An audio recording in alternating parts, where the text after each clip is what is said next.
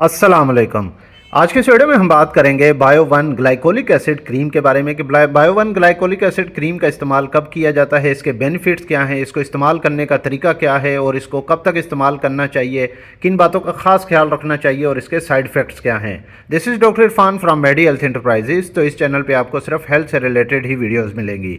तो video start करते हैं bio one glycolic acid cream के इंट्रोडक्शन से। ग्लाइकोलिक एसिड क्रीम का इस्तेमाल हाइपर पिगमेंटेशन, डार्क स्पॉट और मुलाजमा के लिए किया जाता है। अब इन वर्ड्स को मैं बहुत आसान अल्फाज में बयान कर देता हूँ। फीमेल्स और मेल पर्सन्स में जैसा कि बॉडी के कुछ एरियाज में डार्कनेस ज़्यादा आने लगती है, जैसा कि नेक का एरिया है, गर्दन ज़्यादा काली होने लग जाती है। इसके अलावा फिर जो एल्बो जॉइंट्स हैं ये डार्कनेस में आ जाते हैं, नी जॉइंट्स हैं, फिर जो फिंगर के जो जॉइंट्स हैं कुछ अफराद में ये ज़्यादातर जो है डार्कनेस में आ जाते हैं। फिर अंडर आर्म्स जो प्राइवेट पार्ट्स हैं वो ज़्यादातर डार्क हो जाते हैं। तो इस डार्कनेस को कम करने के लिए ग्लाइकोलिक एसिड क्रीम का इस्तेमाल बहुत ज़्यादा फ़ायदेमंद रहता है।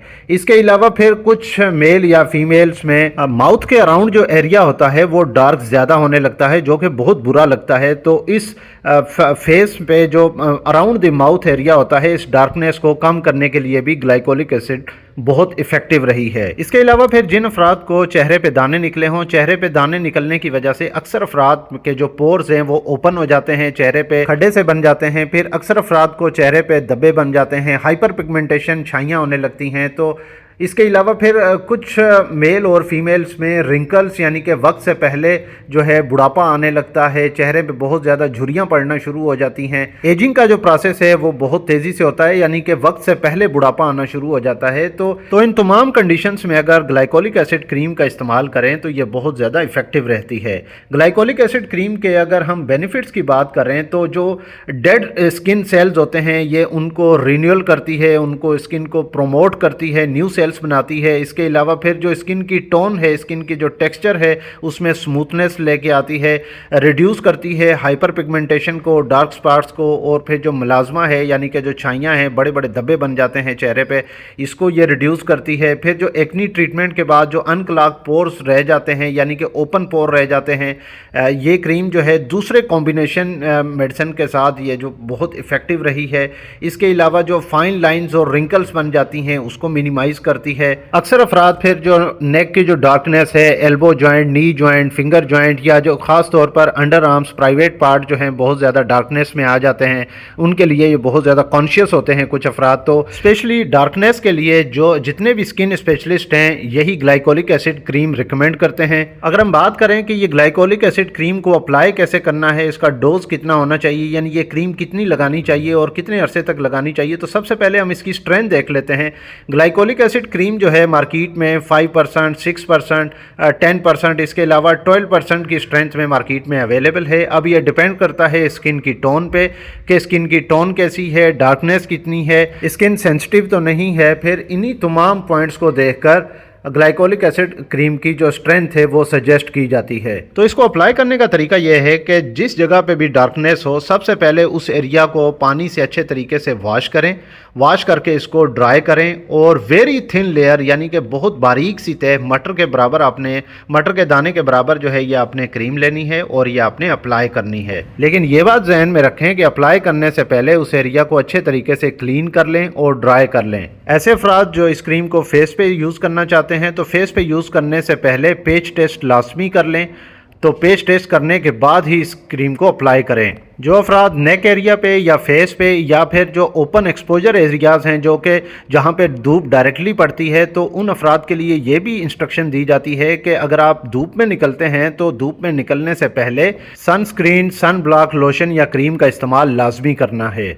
अब अक्सर लोगों के जहन में एक सवाल आता है कि ये क्रीम कितने अरसे तक इस्तेमाल करनी चाहिए, तो ये डिपेंड करता है स्किन की टोन पे। लेकिन अगर हम जनरली बात करें तो ये 3 से 4 महीने मुसलसल इस्तेमाल करनी होती है। ये दिन में 2 बार इस्तेमाल करनी होती है। लेकिन मेरी रिकमेंडेशन ये है, मेरी सजेशन ये है कि सबसे पहले आपने अल्टरनेट डे पे इसको इस्तेमाल करना है, यानी कि एक दिन छोड़ के आपने दूसरे दिन ये क्रीम लगानी है। अल्टरनेट डे यानी कि एक दिन का आपने वक्फा देना है। फिर जब आप समझते हैं कि 1 वीक गुजर गया है और आपकी स्किन पे इरिटेशन नहीं हो रही, तो फिर आप दिन में एक बार इस्तेमाल करें या दिन में 2 बार भी इस्तेमाल कर सकते हैं। लेकिन एक बात ये जहन में रखें कि रात को सोने से पहले लाजमी इस्तेमाल करें। और जो फीमेल या मेल हजरात अंडर आर्म्स या प्राइवेट पार्ट्स पे इसको इस्तेमाल करें, तो एक बात का ये भी ख़ास ख्याल रखिए कि जो जेनिटल एरिया है उससे आपने ये दूर अप्लाई करनी है, क्योंकि इसके डायरेक्टली अगर आप उस एरिया पे अप्लाई करते हैं तो फिर स्किन इरिटेशन हो सकती है, रेडनेस हो सकती है, इचिंग हो सकती है। और इस बात का भी खास ख्याल रखना है कि अगर अंडर आर्म्स या प्राइवेट पार्ट्स के एरिया की स्किन जो है डैमेज है, फिर आप ये ग्लाइकोलिक एसिड क्रीम तब तक इस्तेमाल ना करें जब तक उस एरिया की स्किन जो है वो डैमेज जो थी वो रिपेयर ना हो जाए और न्यू जो सेल्स हैं स्किन जो है न्यू ना बन जाए, क्योंकि डैमेज स्किन पे लगाने से ग्लाइकोलिक एसिड क्रीम जो है ये स्किन इरिटेशन कर सकती है।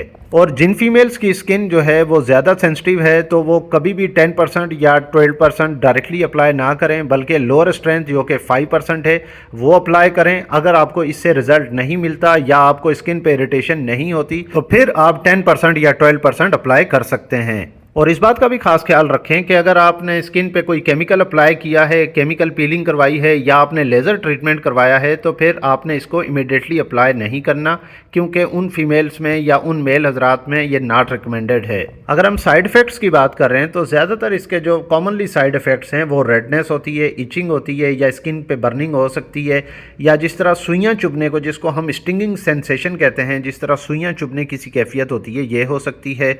इसके अलावा स्किन की ड्राइनेस हो सकती है और अक्सर लोगों में स्किन पीलिंग भी होती है। मार्केट में ग्लाइकोलिक एसिड क्रीम में फॉर्म में भी अवेलेबल है और लोशन फॉर्म में भी अवेलेबल है। ग्लाइकोलिक एसिड 6%, 12%, इसके अलावा 5%, 10% की स्ट्रेंथ में भी अवेलेबल है और ये मार्केट में मुख्तलिफ ब्रांड नेम्स के साथ अवेलेबल है। लेकिन एक बात का खास ख्याल रखिएगा कि एक तो लोअर स्ट्रेंथ है स्टार्ट करें, दूसरा अप्लाई करने से पहले स्किन पेच टेस्ट लाजमी कर लें। स्किन पेच टेस्ट कैसे करते हैं? स्किन पेच टेस्ट में ये होता है कि आप स्किन पे एक जगह पे आप हल्की सी क्रीम लगाकर उसका स्पॉट जो है अप्लाई करते हैं, यानी कि थोड़ी सी आप क्रीम लगाते हैं, जो कि हम ज़्यादातर जो है आप ये दिन में भी कर सकते हैं लेकिन ज़्यादातर नाइट पे कर लेते हैं। आप किसी हाथ के एरिया पे लगा सकते हैं, आर्म्स पे लगा सकते हैं या नेक पे लगा सकते हैं। नेक पे भी आपने गर्दन की पिछली साइड पे लगाना है, आपने अगली साइड पे नहीं लगाना। और आपने इसको फिर देखना होता है 4 घंटों के लिए, 6 घंटों के लिए, 8 के लिए, 12 के लिए, ठीक है। अगर आपकी स्किन पे इसकी इरिटेशन नहीं हो रही, आपको इससे एलर्जी नहीं हो रही, तो फिर आपने इसको अप्लाई कर लेना होता है। अगर आपको स्किन पे इरिटेशन हो रही है, इससे एलर्जी हो रही है या कोई ऐसे साइड इफ़ेक्ट सामने आ रहे हैं, तो फिर आपने इस क्रीम को अप्लाई नहीं करना। ये वीडियो आपको कैसी लगी कमेंट करके लाजमी बताइएगा। इस वीडियो को लाइक कर दीजिएगा और अगर आप मजीद ऐसी हेल्थ से रिलेटेड मेडिकल इन्फॉर्मेटिव वीडियोस देखना चाहते हैं तो मेरे इस यूट्यूब चैनल मेडी हेल्थ एंटरप्राइजेस को सब्सक्राइब कर लें और साथ ही बेल आइकन का बटन भी ऑन कर लें ताकि हर नए आने वाली वीडियो का नोटिफिकेशन आपको मिल सके। तो मिलते हैं नेक्स्ट वीडियो में, तब तक के लिए अल्लाह हाफिज़।